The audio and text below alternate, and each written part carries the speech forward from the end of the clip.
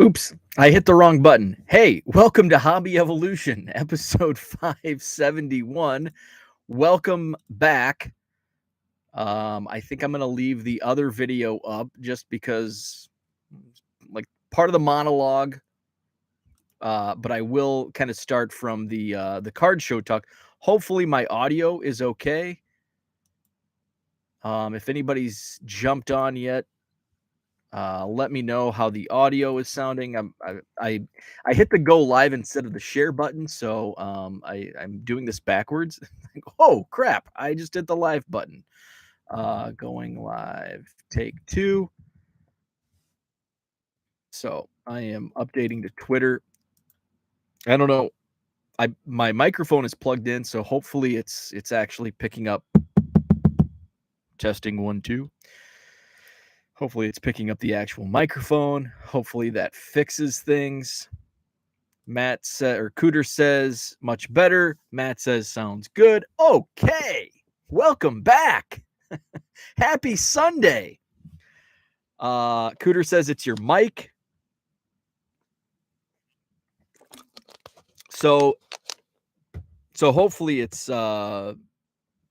So it must be my laptop microphone that just sputtered out earlier.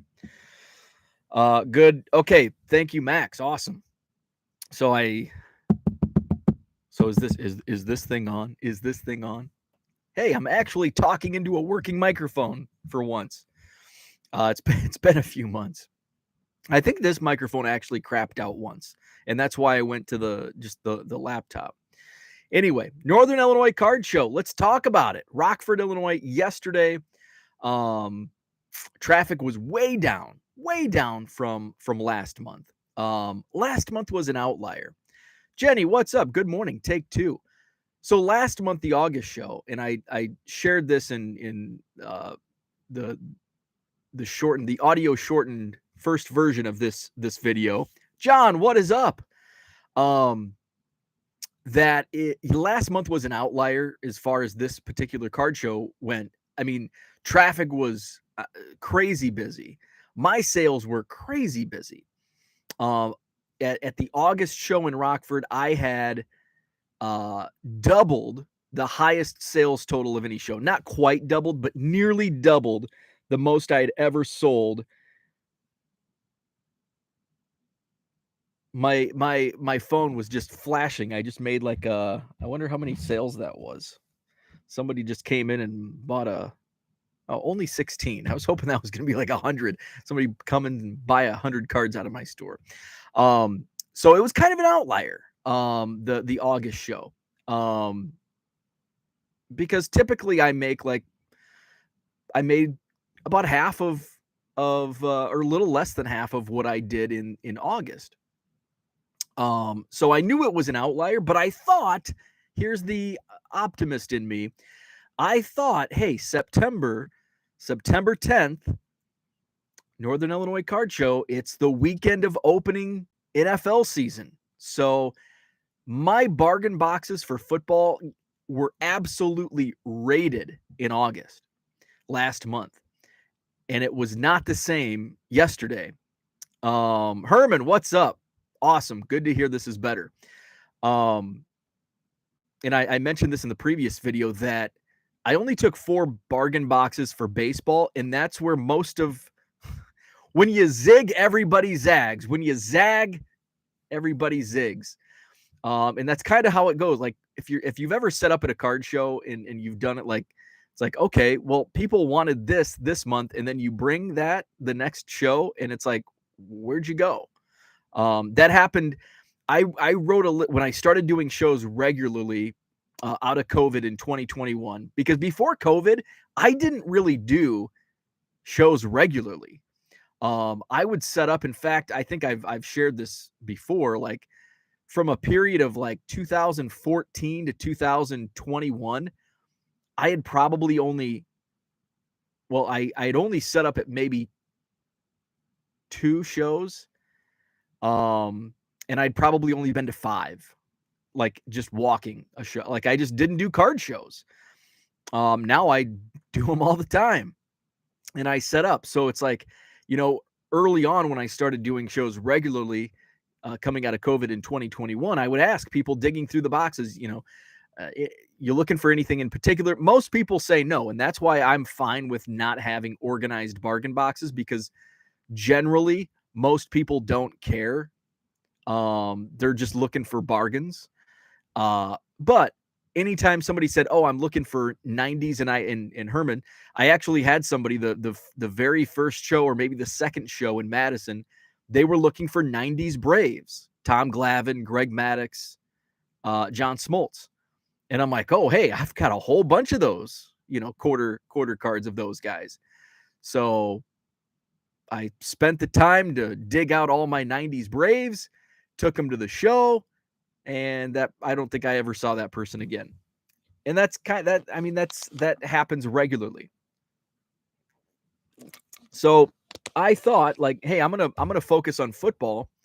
And I had the father-son combo, always looking for hockey. They're the only people that have ever asked about hockey. So I just had a 1 row out of a 4-row box of hockey, and they bought $8 worth of cards. So hey, I was happy with an $8 sale of hockey. But most people were looking at baseball. I had that sale for hockey. I had one sale out of the soccer box. And then I had a few people looking through football and basketball. But it was not like it was low traffic, like lower than normal. And I know, and I say that as August being, I didn't expect August. I was holding out hope that it might be because of football season. Like, hey, people are coming out because they want to get football cards ahead of tomorrow's games, tomorrow being today. But it just wasn't the case. And I talked to a lot of people. Sales were down. I did talk to one dealer, and I'll share this story. So you've heard my story of pulling the Ronald Acuna super short print out of the 25-cent box. And I didn't know it was a, couple $100 card. I had posted a photo of it's like, hey, I pulled, because I was excited about the autos I pulled, because pulling autos out of a quarter box is freaking awesome. It doesn't matter if the guy fizzled out in AA, or it's a football prospect that wasn't drafted and didn't even make a practice squad. A 25-cent auto's good bang for your buck. And I pulled like a Danny Cannell Giants rookie auto. And yeah, it's Danny Cannell, but hey, it's like I think he still does TV. So his name's still out there. And so I was like, hey, look, I pulled a Danny Cannell rookie auto for a quarter, and I ended up selling it for like $7 or $8 out of my eBay store. That's what I was excited about. But there was a Ronald Acuna with a rookie gold cup, and I'm like, hey, I can sell this for a couple bucks. Might be a short print, might be a $10 card. So I laid out all the cards. I made the purchase. Steve is the guy's name, the dealer. And he's like, $5. It was probably $6 worth of quarter cards. He's like, $5. So give him $5, go back to my tables. And this was several months ago. And I laid them all out on like the box top, a monster box top, and laid them out, took a picture, put it on Twitter. And I think it was Frank the Tank, Frank Cards, on Twitter, quote tweeted and said, "Can you find the $400 card?" And I'm like, that's interesting. And the first thing, I knew it wasn't Danny Cannell. I know Danny Cannell cards aren't selling for $400. I'm like, maybe the Acuna is more special than I thought it was. So I went to eBay, and yes, there was a sale. I don't know if it was a legit sale. It was from like March, but this would have been probably the May show. So it was a couple months old, but it was a super short print. So there's not too many, sales on it. $400. And I'm like, damn. So I think I listed it for $400 or best offer. Within 24 hours, I had a $250 offer, which I did put like minimum, a minimum on it. And I put a minimum of $250. And it's like, I paid 25 cents for it. If I get $250, I don't care if the last comp's $400. I'm pretty damn happy with that. And so within 24 hours, I got the offer. I sat on it for, another 22 hours because it's like, it's only been in my eBay store for a day. I want to give this as much time for other people to find it and put in their offers. And no other offers came in, so I took the $250 offer. So now we joke about it. So I know people like on the blowout forums, like, oh, you shouldn't do that to other dealers. And you know what? Shit happens. It's happened to me. It's probably happened to every dealer that's set up at a card show. And it's like, it's our responsibilities as dealers to know what we're looking for. And Steve even said, and he's like, I had no idea. Like, it's a gold cup, so it's a second year card. It's Topps opening day. It's like the lowest end of cards. It's going in the quarter box. And he had bought it in bulk from another dealer who runs a card shop. And he missed it. And I missed it. If I wouldn't have tweeted it out, I wouldn't have known it was, what it was. So we were joking about that. Steve comes over to my table first thing yesterday morning, and he's like, hey, I want to get rid of my quarter boxes. He's like, well, do you want them? And I'm like, well, let me come over. And I finished setting up and went over there. And I bought 8 boxes last week in Janesville. I still have the back of my car filled with Goodwill stuff still. And it's like, man, if I buy, and he had 4 boxes, if I buy 4 more boxes, I'm going to have to put them in the front seat of my car because I'm running out of room with my Goodwill crap and my card show inventory.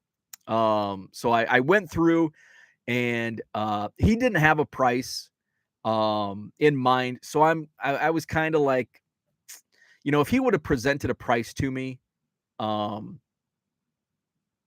would have considered it, but I wasn't in the mood to buy. Like, I did my buying in Janesville last week. So I wasn't really, and that was kind of my strategy. Like, it was a sales day yesterday, and I kind of show to show, I kind of plan it out. Like, okay, do I need inventory? Do I need to buy?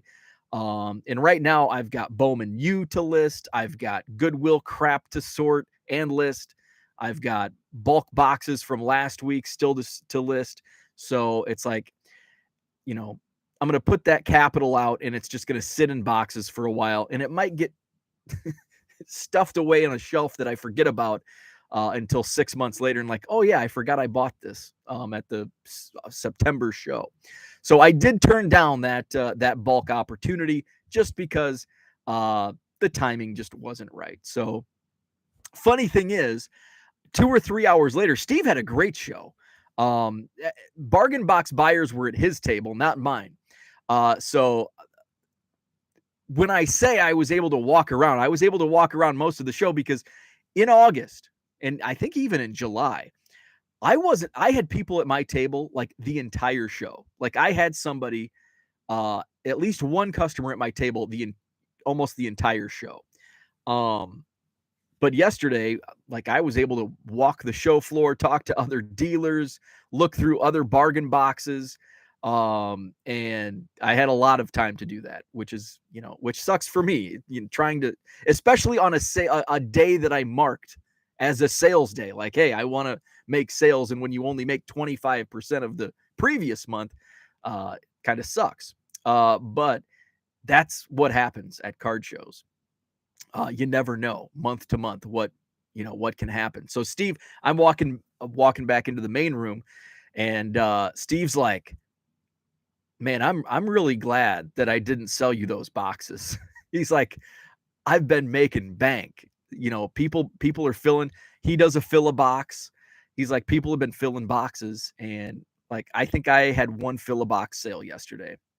I just had one fill a box sale. I had one fill a box sale. I sold some card savers, and then the rest were just small dollar sales. It was a really poor sales day. So I'll circle back, and I had I had my eyes on other bargain boxes that I wanted to look, or to potentially, put an offer in on. But I didn't, and I'm going to share why. And it's kind of like, if you are in sales or been in sales, you have, like, qualifiers, and especially when you make cold calls. Um, you just don't throw everything at the wall and hope something sticks. There's a little strategy that goes behind it. So I want to share that. Let me get into the chat real quick before I go into it. Herman says, when I was doing shows in the 90s, I always took everything I had, even if I didn't put it out. And that's now I have so much stuff that it's like I pick and choose, but I was that way. When I was doing shows prior to hoarding 3 million cards, I'd had smaller inventory. I would take and it's like you have a 6 foot or 8 foot table, and it's like, well, and I never planned out. I just took everything, and it's like I'll try to put. And I had like a hodgepodge. I'd throw like stacks of cards for $1. They'd have price tags. I'd have a quarter box. I'd have old Beckett magazines for $1. I'd have junk wax boxes. Back in the day, I had a ton of junk wax boxes, and I could not sell them for $5 a box. Eventually I did. Wish I wouldn't, because last year, 2 years ago, 90 Tops boxes were selling for $50. I couldn't give them away at card shows 5 years ago, 10 years ago. Jenny says it's a buyer's market right now in Minnesota at card shows. Yesterday I pulled them dollar boxes apart. Love it. Herman says, sitting here watching Bo with my grandson Cole. Cole, what is up? Let's see. So I thought about making an offer on a guy who was set up across from me, and he had kind of a hodgepodge. That's the word of the day. Words of the day. Hodgepodge. Kind of had a hodgepodge of like bargain box stuff, and not even bargain box stuff. There were like, and so I went and I'd flip through some boxes, and so I asked, so at the end of the show, and he was pretty busy throughout the day. So at the end of the show, it's like I went by there like 2 or 3 times and just kind of flipped through to see, okay, what's in here. I kind of had a number in mind, what I would want, but I had a range, and it's like I have a target number, but there's a range that I'm willing to go to, and just kind of pick his brain and see. So when you're in sales, especially when you're doing cold calls, you want to qualify who you're talking with. And it's like, so in my previous job, I was in sales for a logistics company, handling truckload freight. And, I early on, and this is just something that you eventually learn, but when I was new to sales, and I was new to the industry, and I just wanted to make sales, and I was throwing everything at the wall, hoping something stuck. I was calling pallet companies and paper companies, and that stuff doesn't pay SHIT. And it's like you're bending over backwards to make a 25-cent sale out of a quarter box. And so, I learned, and, through my superiors and people who had been in the industry, in the business, don't call on paper companies. It's cheap freight. Tackle these. But sometimes it's low hanging fruit. Well, it's low hanging fruit in some cases because nobody else, wants to make that sale. So you kind of qualify, and it's like, okay. And sometimes it's like, okay, we need guaranteed. You need to guarantee me that when I call you and say, I need this load of paper picked up in Green Bay and shipped to Omaha, Nebraska, I need you to guarantee it's going to get there by 1:00 the next day. It's like, there's no guarantees in transportation, especially in the Midwest in January, and a blizzard shuts down I-80. No, there's no guarantees. So, and that's just, you have to learn how to qualify. So I was qualifying this potential, and my first question was, it wasn't marked. The boxes weren't marked like all cards $1 or all cards $0.25, or they didn't even have prices on them. There wasn't a $2 or $3. And I asked, I'm like, what are the prices on these cards? He's like, I just throw cards in there. And I'm like, okay. He goes, but the green stickers are dollar boxes. I'm like, well, okay. So that helps. But and he's like, there might be a $20 card in there. It's like, okay, so now we're gonna have to, if there's, I'm gonna have to comp and all that, and it's like, okay, this is gonna be, so that disqualified my interest. And there were like 4 of the shoe boxes of dollar cards, and it's like, I don't even want to make an offer. We got to talking, and I know him, but I don't really know him that well. Like, just, I know him from setting up and from he comes to my show, and not as a dealer, but just walks the floor. But he also sells cards full time. And so, like me, I'm not motivated to sell my boxes in bulk, especially the last couple months, because I've been adding new inventory. Now, after they've been at a show for 6 or 8 months and I still have a bunch, then it's like, and I'll probably do this again. I'll try to find somebody and sell them cheap. Sell the 4 rows for $100, which is a great deal. But in the meantime, it's like, I'm going to take these to the next show and the next show and the next show, and I'll put in, I'll put in, new boxes and maybe hold some back for a couple months.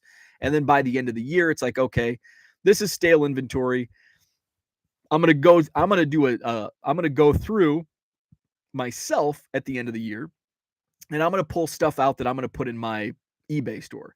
And I was going through, and and I'm going to talk about this. I had a great conversation at the end of the show. At the end of the year, I'm going to go through my bargain boxes, and I'm going to pull stuff to put out in my eBay store. And then the stuff that I don't want to list in my eBay store, it's just going to stay in the box. I'll fill it up with other cards, and it's like, hey, this is $100. And then I'll make brand new quarter boxes for the 2023 shows. So that's the plan for next year. And speaking of that, I had a great conversation at the end of the show. It was a retired lady, and she came up and she was asking if I had any like Walter Payton's or any like Charles Barkley rookie cards. And I'm like, no, I don't have any. I probably have some Payton's at home, but these are just 25-cent boxes, so I'm not going to have anything like that in here. So then she went to the football boxes, and she's digging through, and it's just one of those fun conversations getting to be, and this is one of my favorite parts of doing card shows, is just learning about people. And I didn't get her name, but she was a volleyball coach for like 34 years at the high school level. And so I shared a story, and she was talking about gosh, I can't remember what the story she was talking about. And she's like, oh, well, you're from Illinois, so you know the IHSA. And I'm like, actually, yes, I know the IHSA very well. I do contract work for them in broadcasting and do stats during state finals. And I said, funny you mentioned that. I actually did a TV broadcast for the volleyball state finals a few years ago. It's been almost 10 years, probably 7 years ago by now. And it was like the worst broadcast ever. I mean, I'm sure I had like in my early days, just getting started in broadcasting, I'm sure there were some games where it's like, oof, that was bad. But the volleyball, even as I was seasoned at that point, I didn't know the sport. I don't know really the rules. I tried to study up as much as I could leading into that broadcast, because it was kind of like, hey, we need somebody to broadcast the third place games. And since I've, did a lot of work with them, they called me, and I'm like, yeah, sure, I'll do it. And then after the first match, it's like, fortunately, I only had the 2 third place matches to broadcast. And I told Matt from the IHSA, I'm like, hey, I really appreciate you asking me to do this, but volleyball's not my thing. I'll stick to softball, basketball, football, baseball, but no volleyball, no soccer, or any of the other sports, because it's a disservice to the listeners, to grandma in Arizona trying to listen to her granddaughter in the third place game, and some guy that doesn't know a thing about volleyball is broadcasting. So, and it's so fast. Like you can like anybody can broadcast a play-by-play and get by not really knowing the sport. Like you can get by Some sports better than others. Uh, but volleyball is so fast, so fast. And it was tough. It was tough. I've tried to purge that memory from my brain, but it got brought back up. So it was a great conversation. She pulled out 4 cards. She pulled and it's funny sometimes because usually I don't pay attention to what people buy. But she pulled out a 90 score football Bo Jackson, a 90 score Mongo Steve McMichael. What else was there? She pulled out a Stadium Club Jim Harbaugh, but she thought it was Jim McMahon. And so when she realized it was Harbaugh, she'd already paid. And I didn't I'm like, no, you can just have this was a great conversation. Just please, my gift. And she's like, nope, nope. And she insisted, here is your dollar. And she realized it was Jim Harbaugh and not Jim McMahon. And she goes, oh, this is Jim Harbaugh. I really like the card. It's a nice picture, but I don't like Jim Harbaugh. I'm going to put this one back. And I'm like, well, let's find a replacement. So we were digging through, and I can't remember what replace. It might have been Barry Sanders. It was somebody from that era. Might have been was it a Peyton maybe? No, I think she had the Peyton, or she had the Otis Wilson. Because she had talked about playing when she was coaching. The '85 Bears had like a traveling basketball team, and she played in the basketball game against the Chicago Bear, the '85 Bears, and she's like, I had to guard Otis Wilson, and so I found an '86 Topps Otis Wilson in the bargain box, and I'm like, hey, she's like, oh, I have that one, but I think it was a Don Russ Walter Payton card that she grabbed. So just fun conversations like that. That's what I love. Low Roller says, did you almost get your money back from your latest Goodwill pallet? You sold $50 of WNBA cards. Yeah, I think I sold a Sue Bird yesterday for $35. I sold some other Sue Bird cards. Those are about the only ones that have sold, but also probably the only cards I've listed. I haven't really listed. This is kind of a weak Goodwill pallet. I know there was one in Minnesota. There was one in Minnesota that was, I think it ended a few days ago. And I did not bid on that. I know the bidding with like an hour left was a little over $500. But I think it's fun. I mean, you never know. I still have a whole bunch of boxes to go through, so there could be some hidden gems in there, but I don't think just in quick looks, it didn't look like and here's kind of how I qualify why I think like the $10 box filled with hockey oddball stuff. I didn't expect that. I expected a bunch of 91 Fleer and Donruss. So that was a little surprise. And I think that those would make good quarter cards. Let's see. Steve wants to know my eBay store link. Yes, I have not put it in the last few videos, so I'll have to. I need to do that every morning. I need to do that for every video, just to have that link in there. So I apologize. I'll get that in there. Johnson Creek, what is up? Good morning, sunshine. What's up, my man? Herman has there's my eBay store link in the chat. So thanks, Herman. Dan asked, is she from Illinois? Yes, she coached at Batavia. She was a volleyball coach at Batavia High School. So what else was there? There was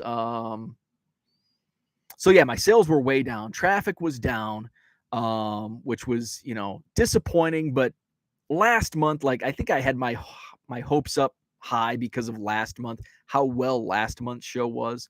I mean, it was just crazy busy last month. So yeah, I didn't buy anything. I looked through some boxes and I talked about the bulk that I thought about buying. I was going through John, who he sets up at my show in Madison, sets up in Rockford, and he has some good bulk. He's the dealer that I bought. Like he had $2 autos and relics a few shows ago, and so I said, would you do $1 if I bought 100? $1 per if I bought 100? And he's like, yeah, I'd do that. so he's always got some good stuff in his bargain boxes. And so it was before the show, and I got there early. Like, remember, I woke up at 4 a.m. I don't know if I talked about this in this video. It might have been the first video. I was awake at 4 a.m. yesterday. So I got some shipping done before I left for the show. I left for the show, got there super early for me. Usually I get there at like 8:15, 8:20, and I have people looking through my boxes before I'm finished setting up. But I was there at like 7:30. I was able to chit chat for a little bit, set up, and then walk around and look at other dealers' stuff. So I stopped and talked to John. I was looking at looking through his bargain boxes, and I saw Project 2020, Mike Trout, Project 2020, $2. How the mighty have fallen. Not only that, he had about 11 of them. Because I went back at the end of the show and I counted. I think he had 11, and I was considering buying some or all, just because that's a pretty good deal, and they do resell. I don't know how well they resell, but I did some comps, and the Trout sells for, I could probably list it for $7-8, and it would sell. I'd have to ship it bubble mailer, so it's like that's kind of a wash. So I'm like, oh man, $2 for Project 2020. He's like, yep, made that mistake like everyone else. And he's like, I just about give those away just so I could stop. I'm sure he would take $1 for those, $1 a card for those Project 2020s. So I thought about going back and offering him like $10 for what he had left. But I was looking at comps and I'm like, I have a feeling if I'm in, it's $10, I know. But it's like, if I put $10 into this, it's like, when am I going to get $10 out of it? They might just sit. So I didn't go back. Didn't go back to buy. But if anybody does want, like Project 20, he'll be at my show in Madison on September 24th. His name's John. He'll be upstairs in the main ballroom. And he'll have those Project 2020 cards, I assume, unless he sells them in the next 2 weeks. But he's got about 11 of them for $2 each, and I'm sure he'll sell them to you for $1, or at least give you a couple bucks off his sticker price. He's got Trout, there's Gooden, there's Mariano Rivera, there's Nolan Ryan, Dwight Gooden. Trying to off memory. There's a Frank Thomas. I should have, now that I think about it, Zach's probably at O'Hare right now. I should have picked up the Frank Thomas just to give to Zach and Porter. Johnson Creek says, couple buddies set up there and said it was brutal. It was pretty rough. It was a pretty slow show. But last month was crazy busy. So it's weird how shows go like that. Ben in the house, what is up? First time catching you live in a while. Excited for NFL Sunday. I've got my Bears hoodie on. I'm excited for football as well. I do have some. I don't think I'm going to rip anything today because I've got a bunch of shipping to do, and I need to clean my rec room because it's a disaster. So at least when I'm cleaning the rec room, the TV's out there so I can have a game on. Steve says, you mentioned it a bit on Friday. How in depth do you go looking at comps to price your cards on eBay? I see a lot of non-scanner fed listings for your most recents. Yeah, so I did a bunch of, I sat on the couch last night watching Kentucky and Florida, and good game, by the way. And I'm glad Florida won, or I'm glad Kentucky won. And I'm glad Will Levis had a good game because I pulled these are some of the hits that I haven't put up on eBay yet. JJ McCarthy was named the starter. I did sell his auto last week. There's a purple. The purples, they're not numbered, but the odds are fairly long. But I've got a Will Levis green lava refractor numbered to 99. So I don't think I have a Will Levis. I haven't pulled a Will Levis auto. But yeah, I was watching that game last night. So I was on the couch listing and I wasn't putting them through the scanner. So yeah, probably the last 50 or 60 cards I've put on. So those I am comping, like the Bowman U stuff. Now, if it's just just for an example, since I have the stack next to me. If it's a well, this I might comp, but based on, and this is just doing it so often, you just kind of know like what's selling. I would probably list this for $10, CJ Stroud, without even looking at comps. But then like Kyle Hamilton, pink refractor, I'm probably going 250 on that. And 250 is kind of for the pinks. Zay Flowers, 250. Kenny Pickett, that's the pink, probably $10. Bryce Young, I think 1250. So a lot of this stuff just based on I've either sold it or I kind of know what other players are selling for. I just kind of have it by memory. But if it's a serial number or an auto, like I was surprised that JJ McCarthy was a $50 auto. There was another one that I was kind of surprised at. And then there's some I'm surprised. It's like, man, I can't believe this isn't selling for more. So with that stuff, I'm comping a little more. If it's if I'm taking cards out of like a bulk box I buy, I'm typically not comping anything. It's like these are all going in my eBay store for $1.50. The 86 Fleer and the 83 Star, I did a little comping on those. I'm surprised how well 86 Fleer basketball commons sell. Now, I haven't sold any out of my eBay store yet, but just looking, it's like there's sold. They have, there's a lot of sales on those cards for more than I expected. So if it's if it's priced at $1.50 in my eBay store, I haven't comped it.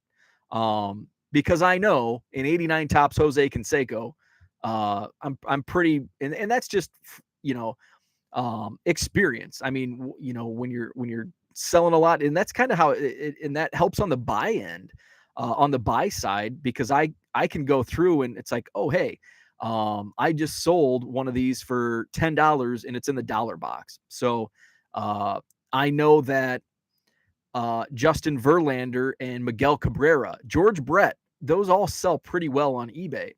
So if there's anything serial numbered of those players in a dollar box, I'm going to buy it up because I know I can probably flip it for $4 or $5, sometimes 10. So it's a lot of just trial and error. I do some comps, especially on newer products, the Bowman U, for example. But a lot of it's just like, okay, I know this has been sitting in my eBay store and it's not selling at this price, so I'm going to sell this for X. Dan says Nebraska lost to Georgia Southern. Yeah, there were some big upsets. I think I talked about that at the in the previous episode where I had the audio issues. So yes, there is another video about this topic where kind of my monologue talking about college football. I think it's 18 minutes long. The audio breaks up, and that's why I'm on this video. So what else? Did I take away anything else from Rockford? Of course, my buddy Justin was in the house. So Justin was in on the last video. So I don't know if he's here with us, but Justin came over from the suburbs, and he's working on the 52 Topps set.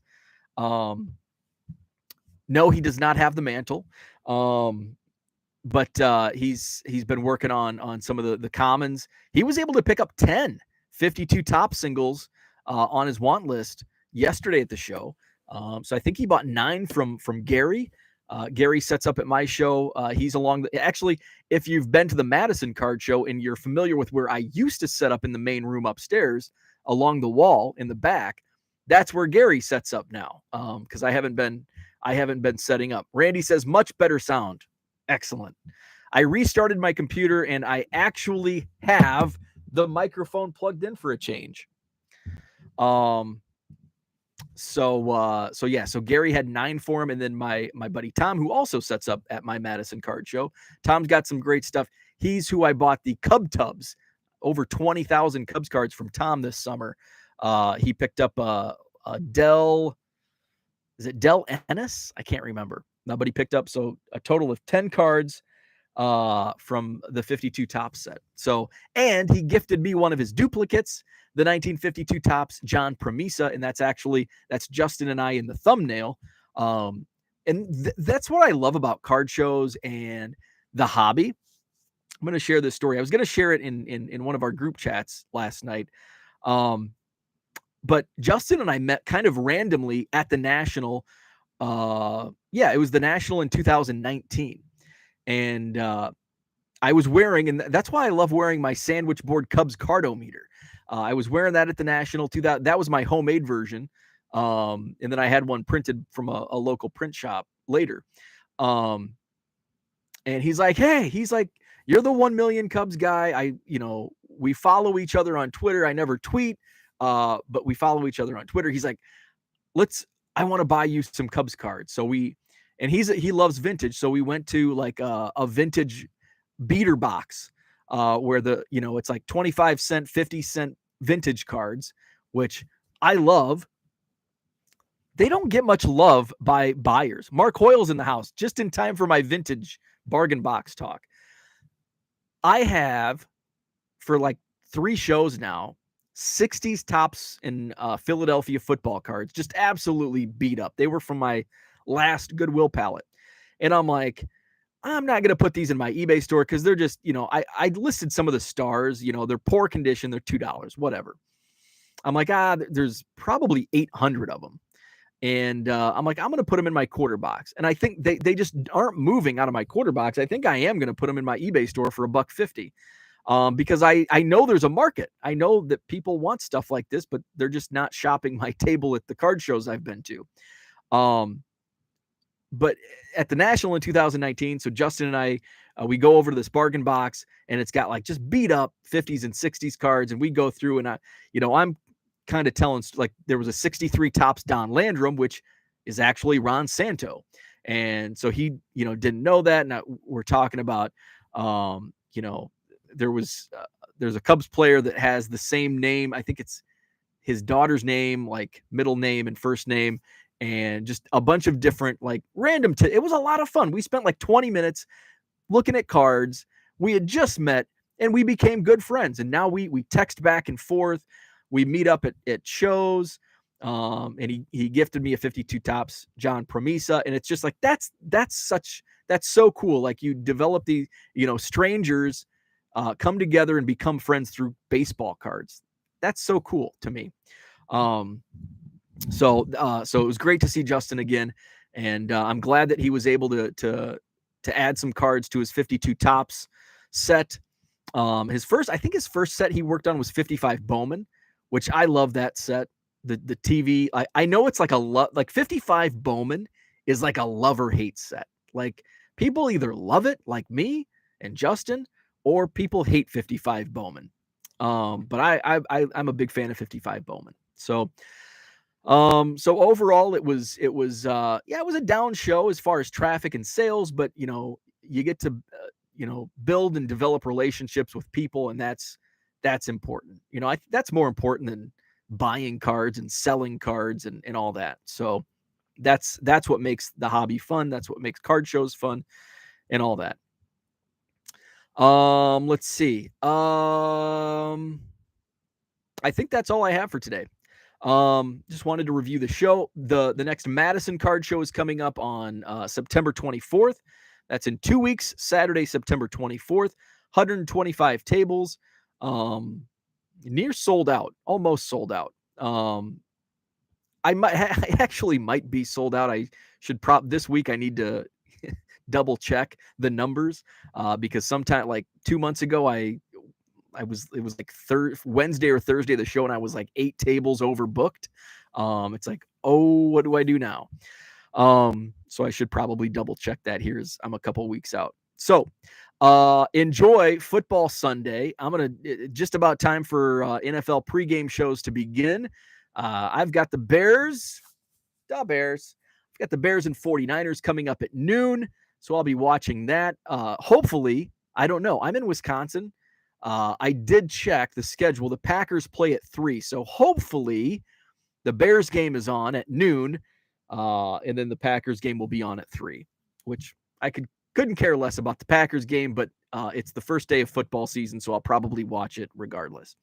Herman says not to bring down the chat, but 9/11, never forget. Absolutely. I can't believe it's been how many years now? 21 years. Just unbelievable. And that's just one of those days where, much of my I grew up in the 80s. in early 90s. And I remember in like grade school, it's like, man, nothing, because we learn about the Vietnam conflict and we learn about World War II and World War I and the Great Depression, uh, JFK's assassination, um, Martin Luther King Jr.'s assassination, uh, civil rights and all of that.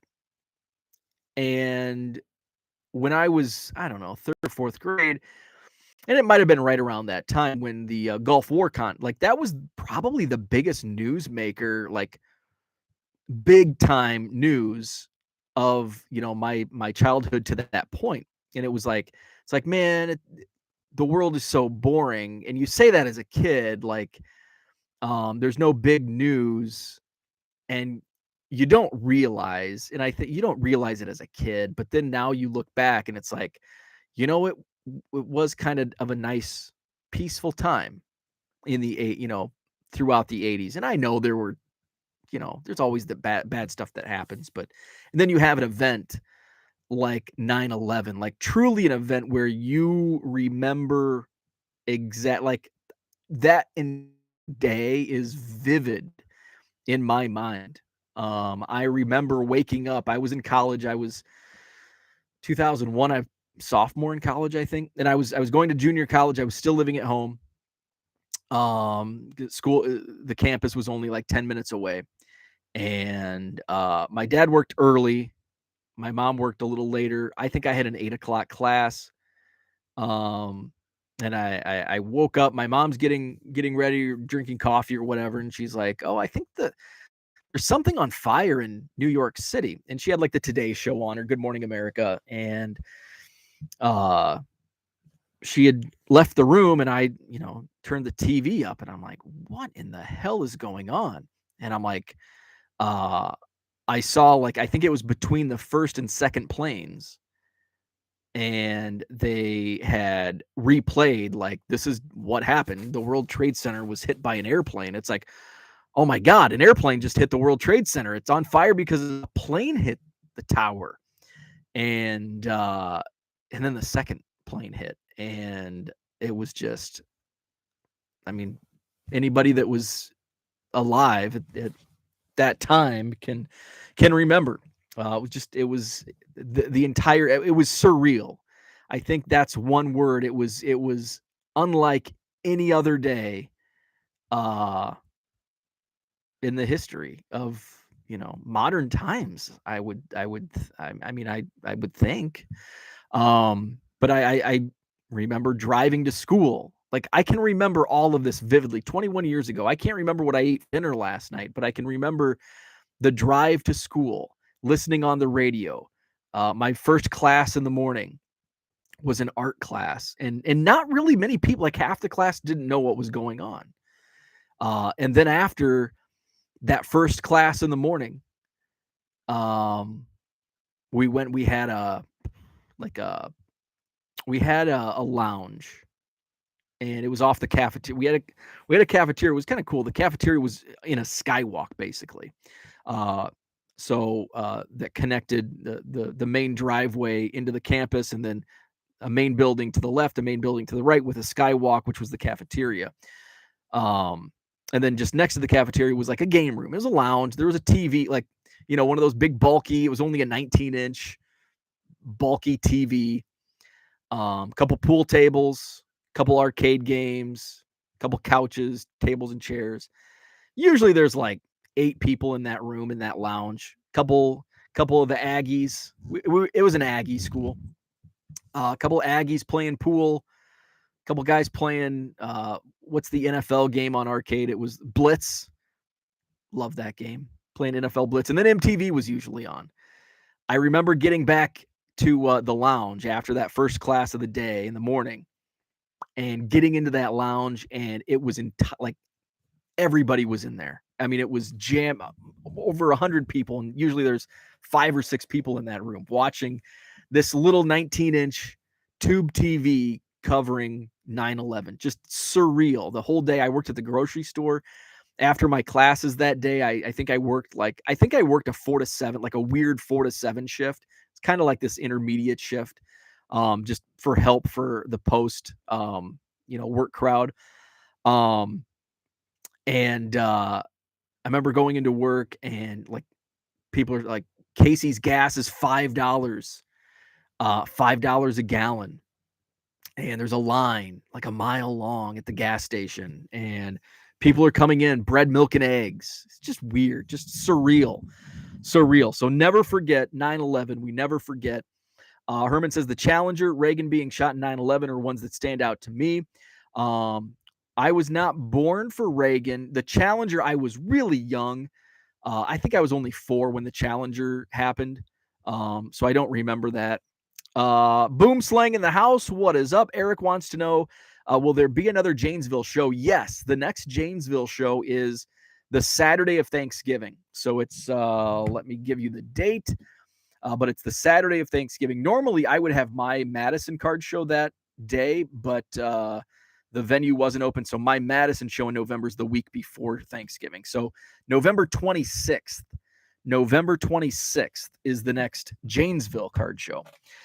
Thanks, Boomslang. Yeah, I don't know what was going on. My laptop computer microphone went out or was cutting out or something. So I'm on my regular microphone today. It's actually plugged in today. So yeah, Janesville is Saturday, November 26th. There is not an October Rockford show at the church because we're going to have the big 2-day, 250 table Midwest premiere at the Indoor Sports Center in Loves Park, which is just outside of Rockford. So looking forward to it. It's going to be such an epic show. 250 tables. It's on an indoor turf soccer field. So it's, I went out, checked the venue out last week, a couple weeks ago, and walked out onto the field. I'm like, man, this is soft. This is nice. I wish every card show had a surface like this. And there's a bar restaurant that'll be open that overlooks the show floor. So that's the Indoor Sports Center, Loves Park. Would love to have you come out. It's only an hour west of O'Hare, so it's right on the interstate. If you're familiar with where the National is in Rosemont, the Stevens Convention Center is on the other side of the interstate from O'Hare. Just take that interstate west 1 hour and you're in Loves Park. And the Indoor Sports Center is like literally a mile off the interstate. You just get off the exit where the Costco and the big hospital is.